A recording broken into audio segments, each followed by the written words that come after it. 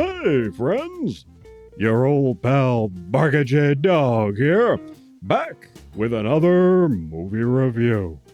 This time I have something a little different for you. A science fiction film from Germany. And as you might expect, it's very German. This time we're talking about Final Voyage from 2019. Our story goes like this. One day on this crappy prison planet, let's call it Rurapente, a guy named Adam is climbing into some kind of metal shaft. Turns out it's an exhaust vent of a spaceship.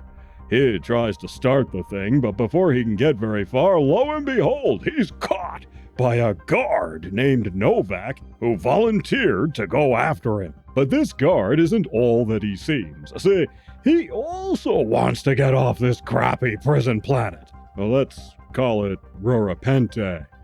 And as luck would have it, he was formerly a pilot and knows how to fix the ship and get it going. So they team up and escape the prison planet that we're calling Rurapente. Anyway, as Novak has his hands full fixing the ship and flying it and all, Adam has time to explore the mystery of what happened to the two-man crew who originally flew the ship. They're nowhere to be found. Another mystery is that all of the speakers on board have been deliberately destroyed. When our two heroes find a space helmet, though, they hear something over those internal speakers. A radio signal. Now Adam trips out when he hears it and he figures it's dangerous. But Novak decides it's friendly, and being the pilot, he sets a course for the source of the signal. Adam can't do too much about that. He thinks they should go in the opposite direction, which he believes will lead to Earth. Earthmen, he figured, built the ship, but Novak says no to that, since Earth is mostly just a legend in this future time period. And Novak is going nuttier and nuttier under the siren influence of this signal. They have some adventures and ultimately they find the source. Is it friend or foe? Will our heroes find a sanctuary? And here's the bathroom on this thing. This one is kind of interesting, but very German. So it has this bleak dystopian tone going on that you never quite get away from. It also leaves you with a bajillion questions that never really get answered. In our cast is no one you'd know. There are only 3 actors, 2 of which we can see, and another who's only on the radio. And we never hear from him again after they leave the prison planet, which we're calling Rurapente. The movie is slow, almost ponderous if I'm honest, but the actors are good. I especially like the pilot dude, and these 2 guys have to carry this thing all by themselves, and they pretty much manage it. The mystery was good enough to keep me watching, anyway. And the set? Well, it's kinda dark and grimy. Everything here is grimy, even the 2 astronauts. Maybe it was too grimy. Very industrial looking, rusted out and dirty. The set looks like it was gobbled together out of spare parts. Metal grills and old late 80s era vector graphics screens and CRT monitors and old keyboards and all of that. Lighting is fairly Spartan for the most part, which helps to hide the limitations of the set.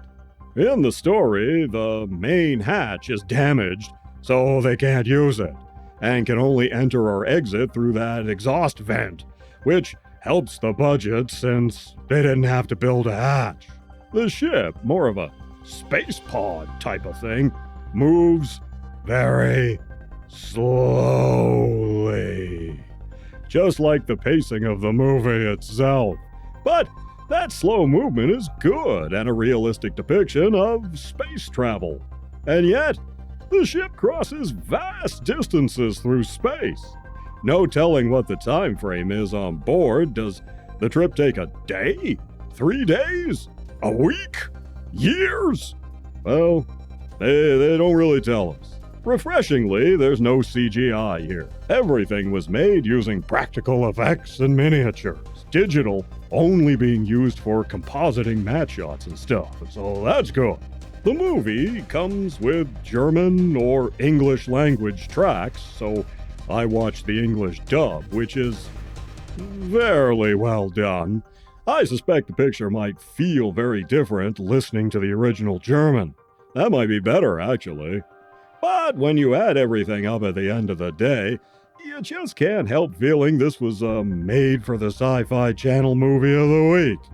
Well, maybe a little better than that. But you see what I mean. It just has that vibe going on. It has a limited cast and was made inexpensively, and that says Sci-Fi Channel movie to me. A time filler, with lots of padding to meet the specific running time. This one clocks in at 113 minutes, but I felt they could have easily cut 10 or 15 minutes out of it without much sacrifice to the story, and the movie would have had a tighter flow. Final Voyage appears to be the only project by Marcel Barion as a director, which is kind of a shame. I wouldn't mind seeing another science fiction outing created by him. That having been said, this picture will not be for everyone. No doubt about that. But I can't say that I'm sorry I watched it. Final Voyage does have a cinematic look with good-looking space sequences. The acting is good. I don't know that I buy this ship still functioning after laying around on the surface of this prison planet, let's call it Rurapente, for who knows how long. But they do what they can to make an interesting picture, so I appreciated that. There is some creativity behind it anyway, and you can see that on the screen. Oh, and the cover art for the DVD is a total lie. The ships and stuff don't look anything like this. That's not the movie's fault, though. In the end, I guess I'll give this one 2 paws up. But your mileage may vary, especially if you don't go in for the slower brand of sci-fi movie. You take care of yourselves, and I'll see you in the next one.